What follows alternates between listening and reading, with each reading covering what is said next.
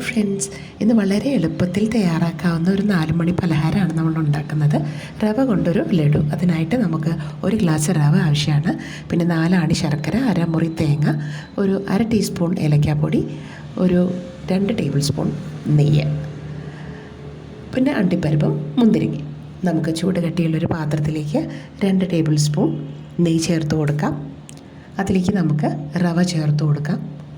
Law ഫ്ലെയിമിൽ വെച്ചിട്ട് വേണം നമ്മളിതിനൊന്ന് വറുത്തെടുക്കാനായിട്ട് കേട്ടോ. അതിൻ്റെ നിറമൊക്കെ മാറാതെ തന്നെ നമ്മൾ ശ്രദ്ധിക്കണം.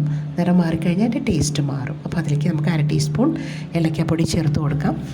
പിന്നീട് മറ്റൊരു പാത്രത്തിലേക്ക് നമുക്ക് അണ്ടിപ്പരിപ്പൊന്ന് ചെറുതായിട്ടൊന്ന് മൂപ്പിച്ചെടുക്കാം. അതേപോലെ തന്നെ മുന്തിരിങ്ങയും നമുക്കൊന്ന് വറുത്ത് കോരാം.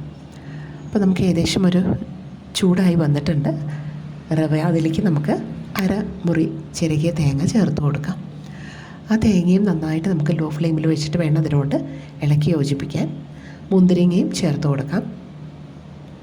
എന്നിട്ട് നന്നായിട്ടൊന്ന് യോജിപ്പിക്കുക. ഇനി അടുത്ത് വേണ്ട ശർക്കര പാനിയാണ്.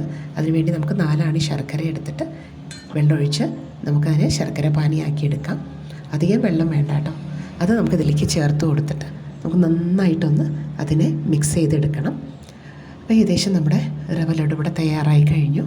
ഇനി നമുക്കതിനെ കുറച്ച് നെയ്യ് പുരട്ടിയിട്ട്, കയ്യിൽ നെയ്യ് പുരട്ടിയിട്ട് നമുക്കതിനെ ഉരുട്ടിയെടുക്കാം. ഇത് പെട്ടെന്ന് തയ്യാറാക്കാം കേട്ടോ. അത് എല്ലാവരും ട്രൈ ചെയ്ത് നോക്കണം. നമുക്കതിൻ്റെ മുകളിൽ വറുത്ത് വെച്ചിട്ടുള്ള പാതി അണ്ടിപ്പരിപ്പും കൂടെ നമുക്കതിൻ്റെ മുകളിലൊരു ഭംഗിക്കായിട്ട് വയ്ക്കാം. അപ്പോൾ എല്ലാവരും ട്രൈ ചെയ്ത് നോക്കണം.